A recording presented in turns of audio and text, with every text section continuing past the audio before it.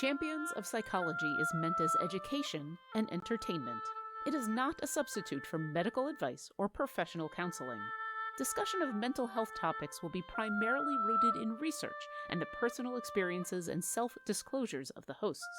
While we can provide generalized education and possible mental health resources, we cannot offer any recommendations, advice, or opinions for any specific persons, cases, or situations. We provide these resources and links at our sole discretion, but have not necessarily vetted or reviewed any resource. We assume no liability for the use of the information or resources on these sites, and we encourage you to use your own best judgment.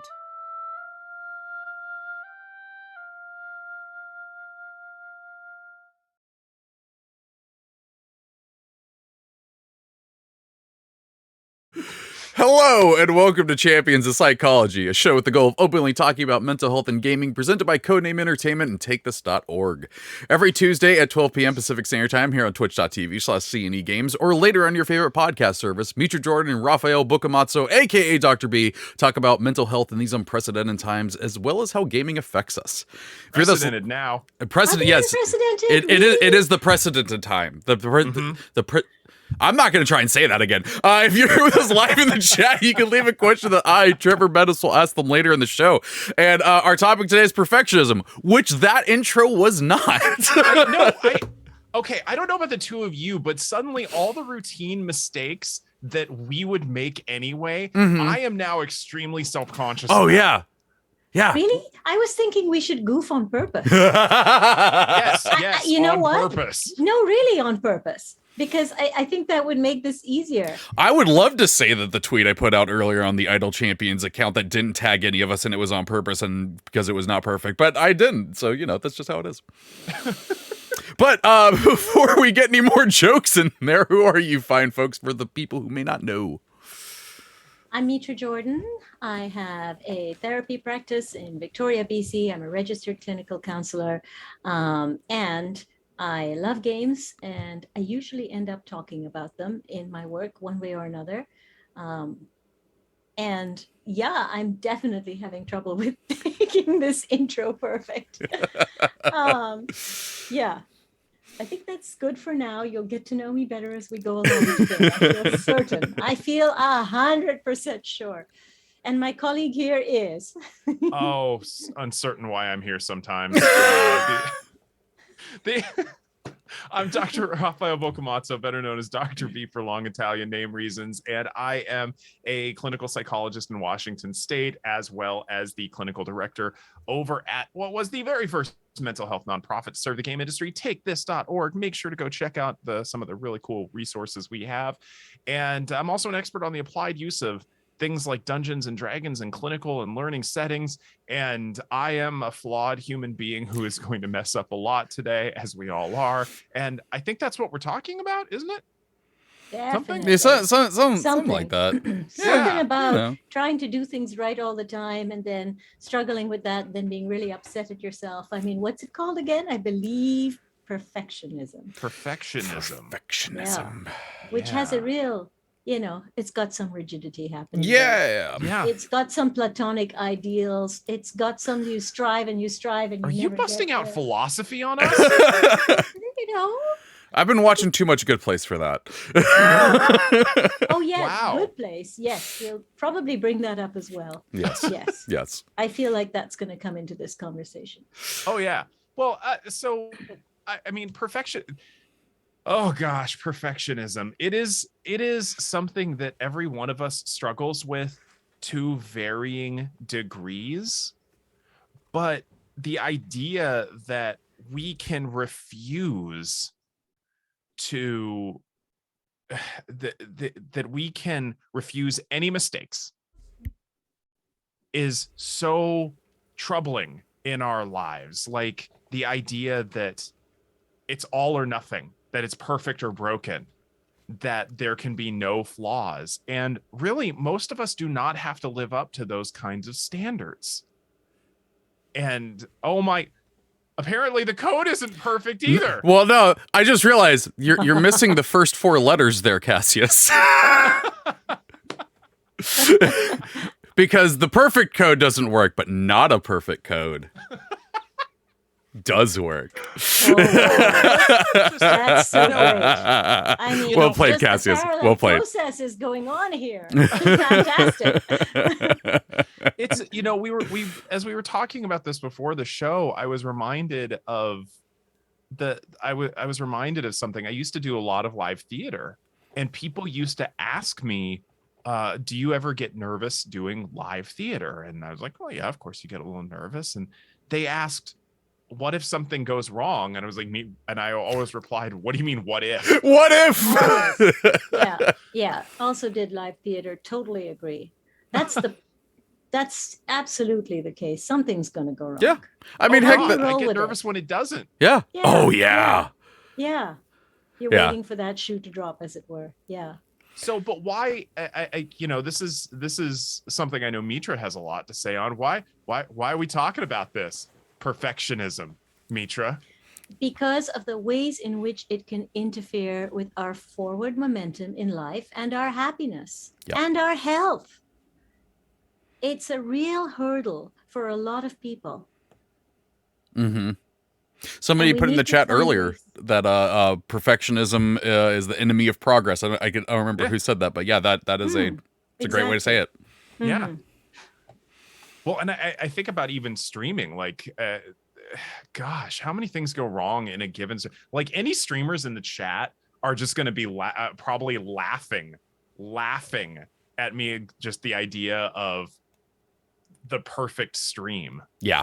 I remember the first time I streamed for Take This, and I was troubleshooting live for half an hour while the audience was just enjoying it, and I'm sweating bullets. Yeah. No, the first time I did a stream on C&E, I was already nervous as heck because I was on a show with B. Dave Walters and Aaron M. Evans, and I had only met them like 2 other times before then, and I wanted to do a good job. And then I hit go live, and it said your streaming credentials aren't approved. Yeah, you can't sign into the C&E account. So I started panicking, and I had to panic email Dylan and get everything signed in and everything, and get all that done. And yeah, my very first stream was a disaster. So essentially, and that was actually kind of the best, because then I was like, oh, I'm not worried. As long as the stream goes live, that's my bar right now. Yeah, we had sound issues at one point. Yeah. I wasn't super good at managing sound as well. And I remember really struggling with that. And yeah, any learning curve. And I think this is the point. Anytime you're learning something new, why is there hair on my face? Anytime you're learning something, I ask that question every day. you will struggle with getting it right. And so if you allow that struggle to really interfere with your thought process while you're trying to learn, it'll derail it completely. Mm-hmm. You cannot learn and get that playfulness, which is so important to learning. Experiment, try things, take risks. All the things that learning involves. You can't do any of that if you're focused on getting things perfect. But why do we do it though? I mean, listen, we're all of us are here saying, well, perfection's not everything. We can't get focused on perfection. Then why do we do it? Yeah. Yeah. Well, there's a lot of different reasons. Often it has to do with my own what perfection. we think is called for. Yes, that too. Your hair is amazing, by the way. Thank you. What we think is necessary to do a good job. And first, we do need a rubric, okay? A rubric is sort of, the brief on what you're supposed to be accomplishing, right? And so we kind of need a sense of that. But we also need space to kind of play with that and decide which parts are really important to us, which parts are really relevant to what we're doing today. And what happens, I think, is we look at these kinds of ideals, and social media is not helpful because people often are able to present themselves exactly how they would like. It's a curated image. Right. A stream is different, but a video is usually not live. And so the bits that don't work. And, I love that people put in bloopers at the end and stuff. Those are curated too, of course, in the sense that we choose which bloopers. But the point is, what we often see is, various examples of stuff that's really polished, that's quite perfect. We're not thinking about, are there filters on that image, or how many different angles was this shot at in order to get that perfect take? Yep. We're not a big budget studio, for example. We're not necessarily, all of us published authors, who've had editors take fine-tooth combs to our work. But the point is, when we judge ourselves, we're often judging ourselves to these standards that aren't attainable, or that are attainable with a whole team of people, or that we don't have the resources to accomplish that. So. Well, I think about, so one of the offices I used to work at. Oh, I'm sorry. Trevor can't hear you. Trevor can't hear me. No, I can't. Sorry, there was something else going on, and I was taking care of it aside. Sorry about that. So I used to have an office, physical office, dealing with a lot of very high achieving clients, and there were a lot of reasons that some of them struggled with varying degrees of perfectionism. And I asked that question earlier, and I saw people just be chiming in with various hypotheses in the chat, and love that enthusiasm. The truth is, there's lots of different reasons that people struggle with perfectionism. Mm-hmm. There's so many different reasons. Some of them may be cultural. They come mm-hmm. from a high achieving background, a high achieving family, a cultural background that really emphasizes career attainment, academic achievement, and so forth. For some people, it's anxiety. It can be anxiety based. Mm-hmm. I know that for folks with PTSD, that there is as much as like a 1 in 5 overlap with obsessive compulsive symptoms, because like my father, who is in many respects the PTSD poster child, for him to be able to control the environment means he's controlling danger, because unpredictability is dangerous. And for a lot of other people, it may be a personal image thing, that if they can't get it right, they as a person are bad or wrong. So there are, like so many other things, there are a lot of possible underlying motivators for outward behavior. Because remember, outward behavior is just what we see. Mm-hmm. We don't get to see all the iceberg that's underneath in each person's mind. So, it sounds like there's two things here. What am I attaching perfectionism to? And are there places that my perfectionism originates in my life that need to be looked at? Mm-hmm. Mm-hmm. Because I think that if I look at my history as a student, thank you, ADHD and various family upheavals, it's pretty checkered. And there were some things I did really well, and then a lot of things I really struggled with. And I put a lot of pressure on myself with those things that I did well. It felt like they were all I had, you know what I mean? And so there was a lot sort of hinging on, at least I can do this, right? And so, of course, that made it pretty tough at times. And every time I wrote a paper, it was like it had to be a magnum opus. I mean, there was a lot of pressure. Mm-hmm. So, and also, as I started doing better at things, and certainly, with post-secondary stuff, there was even more pressure, because it was like, oh, maybe I could do this, but there wasn't a lot of evidence in my history that I could lean on and say, oh, yeah, you did this other thing really well, and you really aced that exam. And remember this time when, so there was a narrative around, I have to really prove myself. And I think that's strongly connected with perfectionism for a lot of people. Well, and one of the things that I think a lot of people hear whenever mental health professionals talk about perfectionism is the idea that, make all the mistakes. Mistakes are no big deal. There are times and places where you need to be a high achiever. Mm-hmm. Yeah. But for most people, that's not all the time. I mean, we're in the middle of the Winter Olympics right now. And I actually saw a really fascinating article on Quora about why don't military snipers go and become competitive shooters? Because they're different skill sets. Yep. They use similar instruments, but in different ways, in different capacities. And there was this breakdown of like the qualification standards on competitive shooting in the Olympics, and it's millimeters of a difference. And most of us are not operating at that high of a standard. And even if we are, we're only operating at that high of a standard within a narrow context. And that's something that, you know, that I think a lot of us forget sometimes when we are applying perfectionism rigidly to us across our entire lives. Yeah. And we also forget that for people who are operating at that high level, right? Take, for instance, a surgeon or an air traffic controller. You're not doing those things alone. Yes. There's a team, there's many eyes on the process. There's other people who can take over should something go wrong. There's support around you.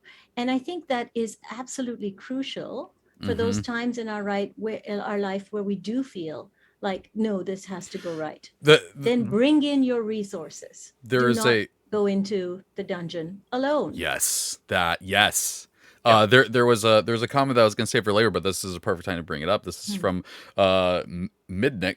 MDD Nick. I'm just going to go with that. There is definitely a time for perfection, building buildings, launching rockets, performing surgeries. And as you're saying, though, is like a lot of all of those things is done with a team. And it's also not a constant thing. Like that surgeon that is double checking those things and going over that and making sure that surgery is perfect doesn't go home and then everything else at their house is absolute perfection and everything like that. Like there's a time for it. And we're mainly talking about like the mindset that everything has to be perfect. Everything we do has got to be perfect. Well, this is a good example because, you know, with things like rocket science, there's a team around you. There's also checklists. There's redundancies built in. Yeah. I believe the same thing with surgery, that there's redundancies built in. There's checklists. I know I used to work in a pharmacy, and as people were getting their prescriptions filled, there were multiple points of check. There were multiple checkpoints to make sure it's the right prescription. And so subsequently, very rarely was a mistake ever made. And I can't think of a single time where that mistake wasn't caught quickly. Yeah. Because of those, because it is a high stakes environment. And so, the idea that you have to be perfect at all times in all things is really not sustainable. Not at all. And what you're also speaking to is a system holding the space for doing things right. So it's not up to the individual. It's not a question of willpower and discipline. It's not a question, you know, of having to sort of cope on your own. If you set up a system or are part of a system where there are checks and balances, there'll probably be fewer mistakes. And depending on what the significance of those errors, there'll be even fewer. And there'll be supports. So it really, whenever we try to do something where we know that there's a risk we're going to get caught up in some ideas around perfectionism, it's good to have allies. Even if it is something you're doing alone, having allies to help you accomplish it. For instance, this morning, a really close friend messaged me, and she's one of the most organized people I know. And she messaged to say, she's trying to finish off an application and she just needs a little hand holding, which is wonderful. Because I also have to do that application and I haven't started. So, so we're able to set up a day where we have a lot of time that we can spend together and we can get on with things. And, you know, I mean, I'm just hitching myself to the right wagon, and I'm also helping another. So we got that momentum. But that's where, you know, teaming up and getting support around things versus some idea of having to do it by yourself. Otherwise, I don't know, it's not, you don't own it, or you didn't really work at it. You know, these are some of the negative messages that really corrode our own sense of capacity, success, performance, you know.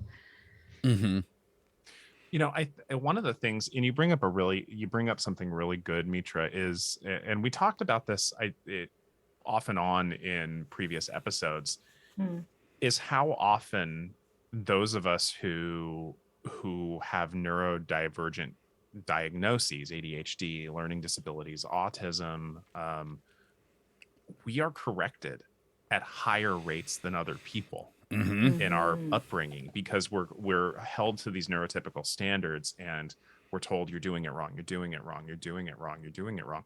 And over time, a lot of us end up internalizing this idea of never making a mistake. And anecdotally, I know myself and a lot of other autistic friends, we talk about this amongst each other, the idea that we're constantly scanning our own behavior for any mistake whatsoever, because any mistake means we're going to get corrected, and we're not doing things right, and we're not belonging. And there's so much meaning behind each little mistake that it becomes magnified in our minds.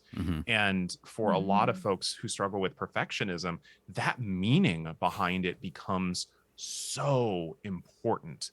What is the purpose of the mistake? Well, in my case, it means I'm not fitting in. I don't belong. I'm going to be rejected as a person. And that meaning is so hard to fight. Definitely. Yeah, I felt for me, it was, you're not good enough. You can't keep up. And definitely that sense of belonging absolutely gets hooked in those situations, because for sure, then you're different than other people. Yeah. God, yeah. And over time, I think the statistic that we cited last week was something to the effect of, kids in school with ADHD are corrected on average 12 more times a day than kids without ADHD, which over the school career adds up to thousands and thousands of additional corrections. And a lot of us have internalized this idea that we are wrong. Not that we make mistakes, but we are wrong. Yeah. And that's a big difference between I made a mistake in this situation versus I am a mistake. Yeah. One of the things I wish I had known at that time was how to organize a system around myself, so that some of these hurdles which get in the way with learning disabilities, or even if you have like a lot of family struggles, and it's tough to say do homework at home or learn in that environment, there are systems. There is additional help, there are teachers, there's maybe quiet places to learn, maybe you could go to your aunts and study there or something. I wish I had known some of that, because it really was chaotic. And I remember there were times where I certainly did achieve quite well, and I'd get an A, or I'd do well at something, and then immediately there would be okay, keep it up. Like I remember coming home and telling a family member, I got an A in this, and the response was, great. Now don't rest on your laurels. Yup. And it's There's a reason I became a C student. Because you don't even always know how you achieved the thing. It's like the stars aligned and you could do it this time. Yep. Right? Yep. Yeah. Or it was really hard work, and you're like, oh God, is that what it's going to take? Yeah. I did want to give us some time to talk about, like, we've been touching on them here, but we did have in our notes the processes of it. Processes. There we go. Perfection, Treavor. Yeah. Perfection. How dare I? You're right. I'm leaving the show. If I wouldn't mess up the overlay, I just click off my camera. My laurels. There we go. That's the laurels hat. Oh, God. Okay, hold on. Oh no. The tiara laurels, yes. So there's one on here that I definitely want to hit because I know it's the one that I do. But where do you want to start with the processes of this? Oh, in terms of various reasons that we get into these perfectionistic cycles. Well, again, I think meaning is a foundational concept here. Like there was someone who with whom I was in a long-term romantic relationship who it was a challenge between the two of us because of my undiagnosed autism at the time. I often will do things a little sideways, and I will come up with ideas and solutions that are a little unexpected. Now, they're not necessarily good or bad, they're just unexpected. And for her, getting everything right was a safety issue. Mm-hmm. Getting everything as expected. And she held on to these very rigid ideas of what the world should be. And if the world deviated from that, it was an unsafe situation for her. And the anxiety was just enormous. And so here you have someone who cannot really deviate from what's expected, and someone who neurologically deviates from what's expected a lot of the time. It was not a great combination. And obviously we're not together anymore, and that's a big reason why. But the idea of letting go of those expectations, I remember talking to her about it on multiple occasions, and the idea of letting go of those rigid expectations it was so threatening. Yeah. It made the world became so unsafe and so chaotic. But it was, I really felt for her because there were so many things I know she couldn't enjoy. Just to give you an example, I mean, a seemingly silly example, like I love music, I love musicians, I love so many aspects of performing arts, and I'm a huge Aretha Franklin fan, like huge. And I remember playing for her my favorite Aretha Franklin album, This Girl's in Love with You, and she was pointing out the flaws in freaking Aretha Franklin. Whoa. And be like, okay, voice. I'm like, I'm sorry, what? You're saying Aretha Franklin is okay? And I don't care if you're not a big Aretha Franklin fan, maybe you don't like her music or whatever, but I think that there's a difference between I don't dig her sound, but I respect her, and she's okay. I'm like, no, that is Aretha freaking Franklin. Yeah. Ma'am.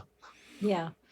Yeah. And I think that level, that kind of nitpicking can cause so much anxiety in those who have to experience it from others. Oh, she because was miserable. It means you can't relax around people like that. And I so could not. Yeah, exactly. And so if I want to speak to those of you on the stream who have had difficult experiences with parents or bosses or other family members who've made you feel like you weren't good enough, and that there were all these stringent standards that you could never actually live up to, that takes up a lot of mental space in your head and creates a lot of anxiety, because we tend to internalize those voices and we hear them when we're trying to do things or learn things, and they absolutely interfere. So pay attention to the voices that you're internalizing, and think about whether they really belong there, right? Whose opinion matters? It should be yours first and foremost. Well, and I think that one of the things I don't think we've overtly called out is there's a difference between high standards and perfectionism. Yeah. Absolutely. And you can certainly strive for high standards. And I'm gonna talk about go back to that same relationship. One of the conversations she and I had very frequently was the idea that if she was ever satisfied with where she was at, she feared getting complacent. And so, and it just made my heart hurt to know she was living in that kind of anxiety and pain all the time, that she wanted to achieve all these things, but she could never be happy because then she feared she'd never achieve again. I mean, that is just such a nasty cycle. And so there's a difference between having high standards and having to be perfect. Absolutely. Absolutely. And I think there's also the reality that sometimes we find ourselves doing work which we struggle with, we know we're not doing the best job, and we might blame ourselves. And I think it's really important to kind of take a step back and look at whether that context actually suits you in terms of the work that you're doing, because you can shine, maybe not there. And so to judge oneself for not being successful, let's take the environment and the actual work into account. Is this what you're good at? You know, because I know for me, when I was working in professional restaurants, I was a professional pastry chef. There were things I loved about it, and there were things that just were never going to work for me. And, you know, when I did pastry and catering, it was a lot more fun, but it was always a stepping stone to what I really wanted to do. And I think it's really important to keep that in mind. Why are you doing a thing? How much does it matter to you? And I think that the internal dialogue we create around that is also really important. We kind of haven't got to that yet, which I think, I wonder if we want to. Well, first, let's take a quick break to remind our viewers and listeners of our disclaimer, and then we can talk a little bit more about that. So we'll be right back. Champions of Psychology is meant as education and entertainment. It is not a substitute for medical advice or professional counseling. Discussion of mental health topics will be primarily rooted in research and the personal experiences and self-disclosures of the hosts. While we can provide generalized education and possible mental health resources, we cannot offer any recommendations, advice, or opinions for any specific persons, cases, or situations. We provide these resources and links at our sole discretion, but have not necessarily vetted or reviewed any resource. We assume no liability for the use of the information or resources on these sites, and we encourage you to use your own best judgment.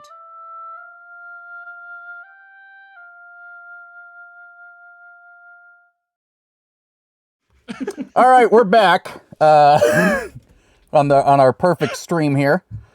So, Mitra, what were you saying? Well, don't know how well you can hear in there, but you know, I just want to shout now. Sarge lines at you now. Yeah, Griff, totally. What are you doing over there? Yeah, shiatsu. Oh, it looks like it warmed you right up. Oh, it did. Yeah, it did. It is a little toasty in the Mjolnir armor. Okay, so what we were talking about is what do we tell ourselves? What's the internal narrative that keeps us stuck in the perfectionist loop? And one of the things I think talked about yesterday was this, which is when we meet and discuss what we're going to discuss. So we talked about the if-then scenarios. And do you want to elaborate on those? Well, yeah. So a lot of us, and this is something that, so for those of you who don't know, I was primarily trained on something called cognitive behavioral therapy. And a lot of cognitive behavioral therapy has to do with the meanings that we assign things. Like there's no situation that makes us feel a certain way. We have associations that are both cultural and personal, and we assign and learned, and we assign meaning to things, and that's what gives us our emotional and behavioral responses. And for a lot of us, we have these conditional statements about things that if then. And one of my favorites to cite in this situation, if you ain't first, you're last. First of all, I want to quote Talladega Nights any possible opportunity I can. Yes. But if you ain't first, you're last. And so this is a conditional statement that if you're not achieving perfection, then you've somehow lost at everything. Second place is pretty awesome. Not gonna lie. Especially at a high level. Yeah. I'll accept myself if I achieve 1, 2, 3, 4, 5, 6, 7, 8, 9, 20 different standards. Yep.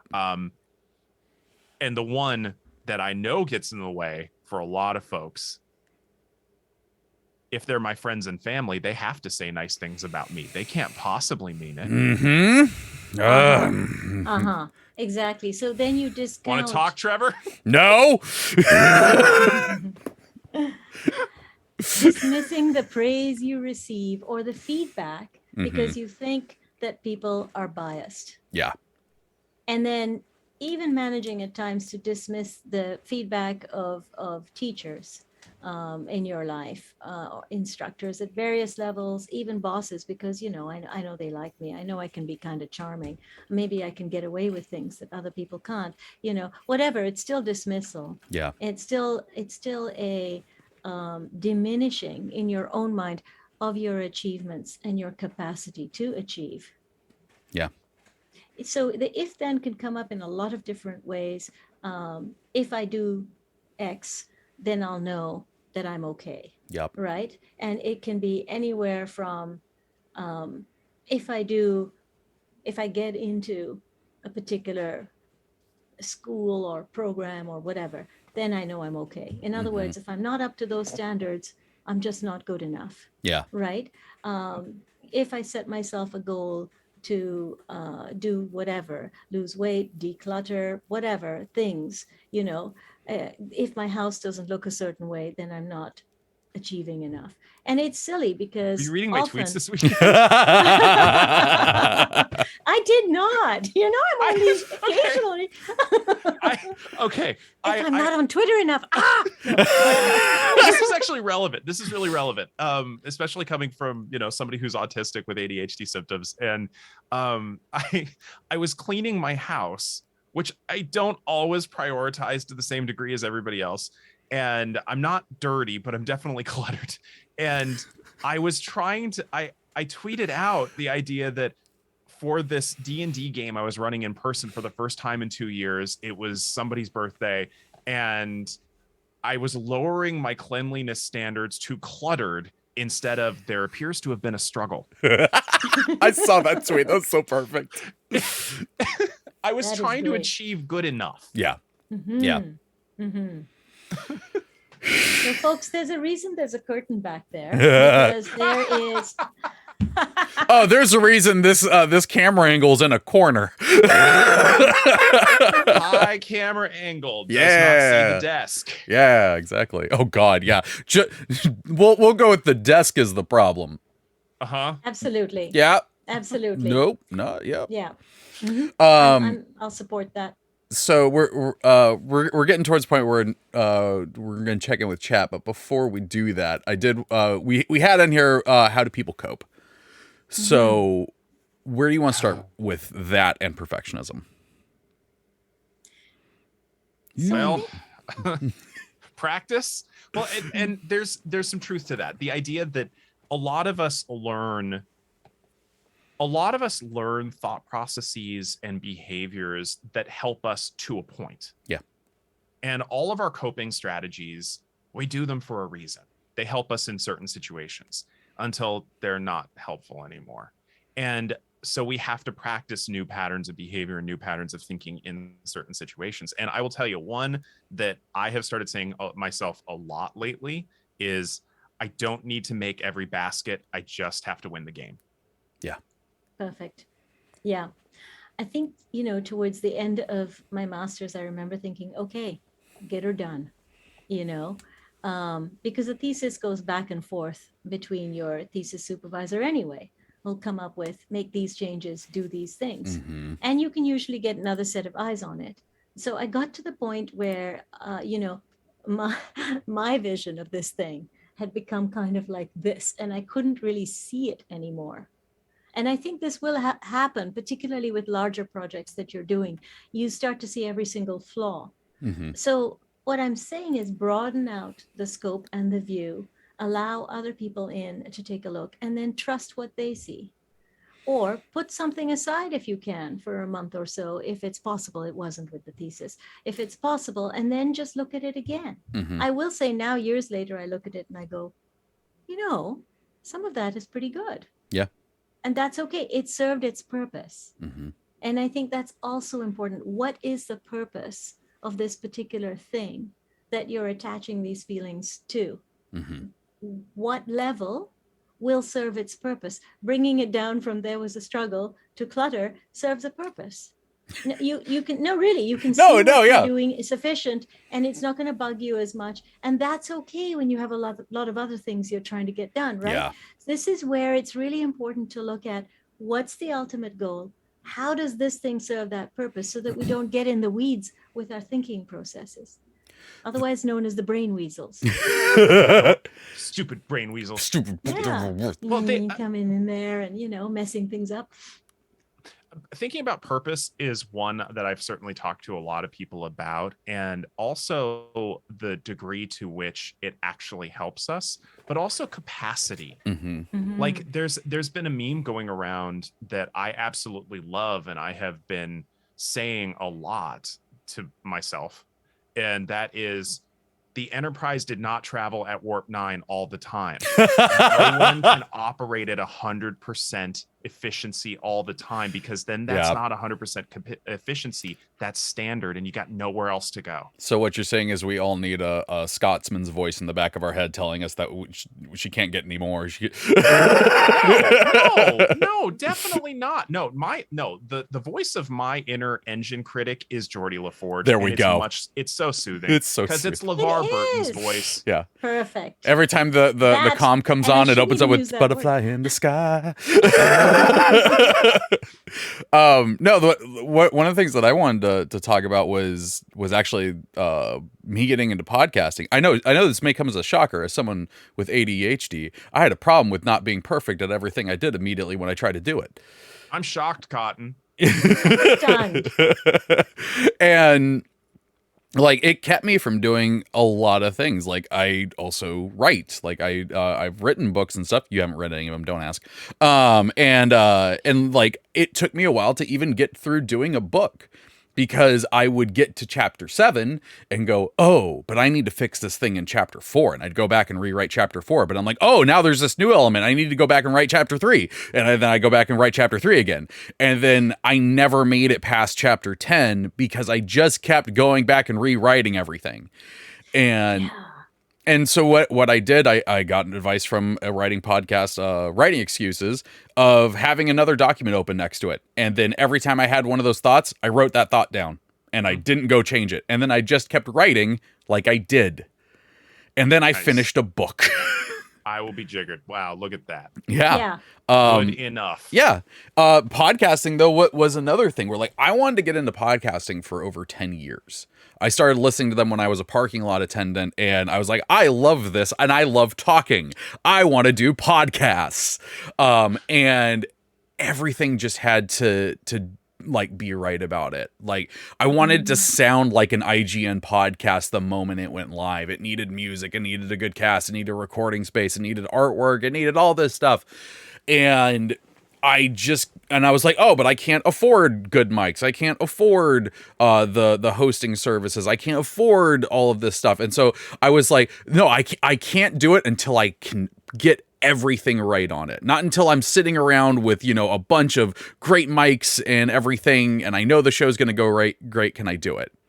And literally, it took one day of listening to a friend's podcast, and they had Steven Dusman on.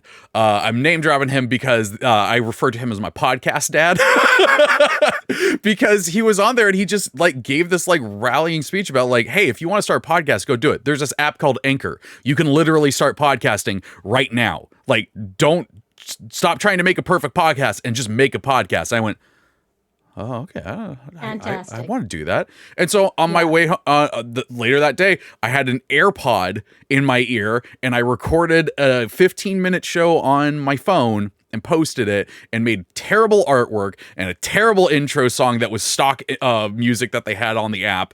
And I just started doing it. And because I just started doing it and just kept doing it, I'm now at the point that I am where I'm doing a show with y'all. I'm doing a bunch of other shows and everything. And like, everyone refers me as the dude with too many podcasts, because I do have too many podcasts. You have too many podcasts. I have too many podcasts. Far too many. I really should have a podcast that's just called Too Many Podcasts. Irony. I don't know about another podcast if I were you. But I love this story because of all of the different components here. Mm-hmm. You had all of the ideas and thoughts that were really standing in your way, right? Mm-hmm. Ideas about what a good podcast was, first of all, and then ideas about what you needed in order to make that happen. Mm-hmm. And then you actually listened when someone said, and I think this is actually a key one, right? Because I think we can tell ourselves, no, that's great for other people, but not for us, But you listened, and here was this guy saying, No, you don't need all that. Actually, there's an app and you Yep. can do this and you can try that. And you went ahead and you allowed yourself to post art and find music and stuff that wasn't perfect, Mm-hmm. but that would do the job and get the podcast out there. Yeah. And Yeah. I've left those episodes up, and I leave them up because whenever someone comes at me saying that they want to start a podcast and all these things that are stopping them from doing it, I go, listen to this episode right here. It sounds terrible. It is recorded in a car. You can hear every vehicle that passes me. And I don't know what I'm doing. But you know what? It's there and people listen to it. And now I'm doing this. So Exactly. I think that's exactly it. There is a process by which we learn, and we have to allow ourselves to enter into that learning process. mm-hmm. Nothing we do the first time is perfect. Unlike Athena, who apparently sprung fully formed from Zeus's head. You see where these ideas start? Back in ancient Greece. We can get into a whole thing about how weird Greek mythos is.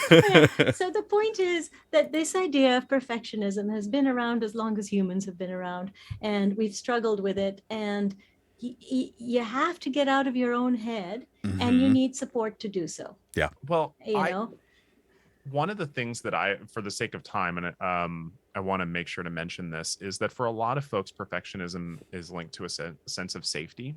Yep. And if I can do this, then I will be safe on some level, but in the broadest definition of the word safety. And if this is something you're struggling with, reach out to a mental health professional, because there's so many different reasons that people can struggle with rigid perfectionism.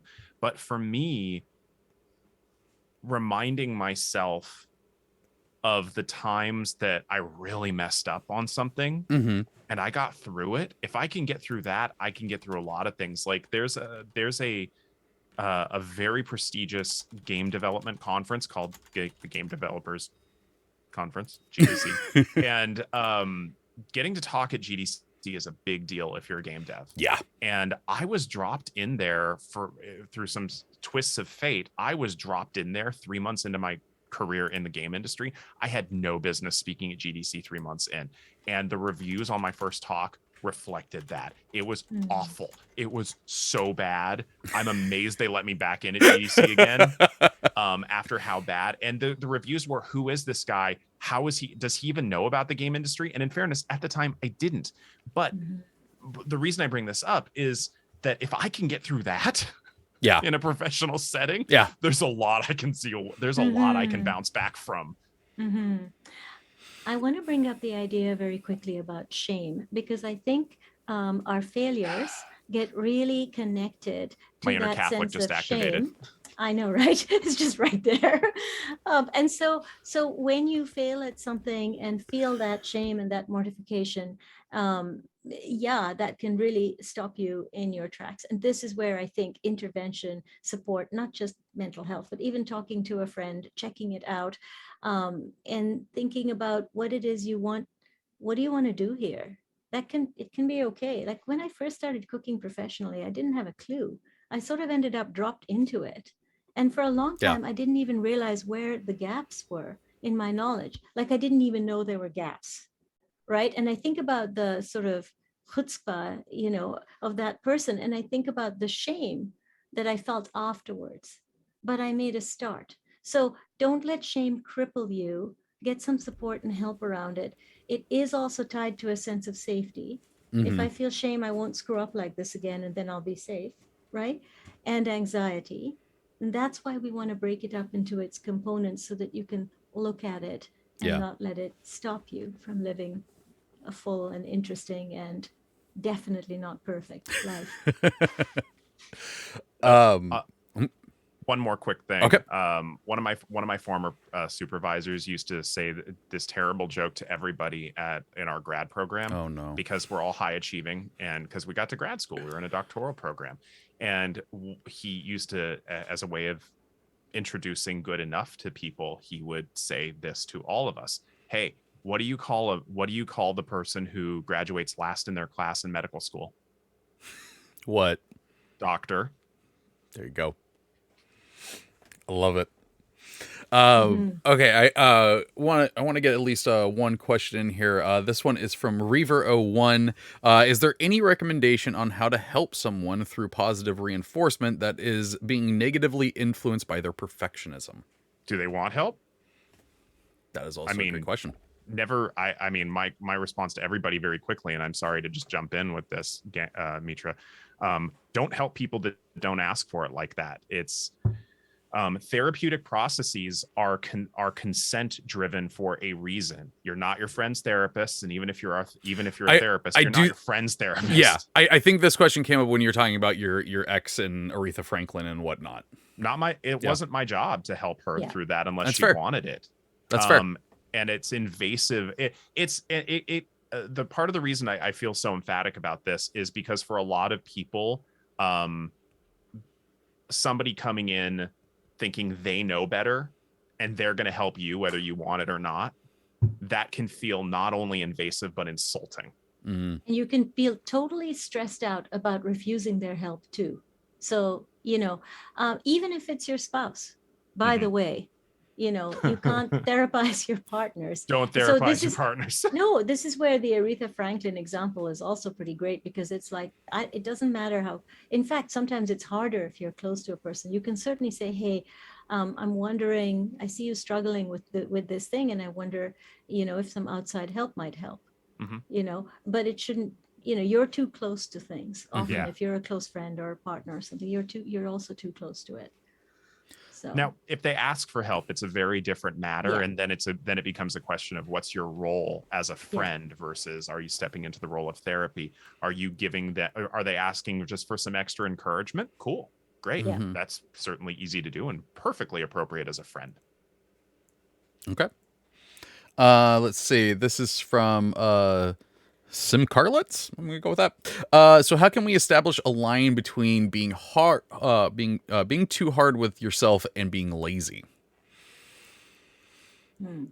Like essentially, like the feeling that like, oh, I have to, like what you're talking about with cleaning and whatnot. It's like I have to get this to look perfect right here, but I'm not doing enough. So like how do you establish a hard line between this is good enough and this is lazy?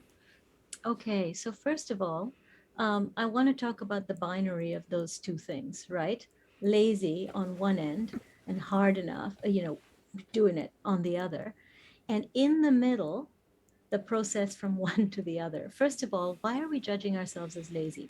I wanna look at what is getting in the way. Like, I think often we judge that we're lazy, we're not good enough, we're a slob, we're this, we're that, right? We should. Don't should on yourselves. But anyway, we should be doing this, that, or the other. Lazy is kind of a weird catch-all, because often what's underneath lazy can be a sense of overwhelm, can be fear around starting. It can be the life context you're not taking into account. I've had people say to me, oh, my career is really stalling right now. And I'm like, yeah, your father died 3 months ago. I mean, I don't put it in those terms. What I'm saying here is, let's bring context into it. What else are you struggling with? Yeah. Oh, my career is stalling. Yeah, you just have 3 little kids under the age of 4. Yep. Hello?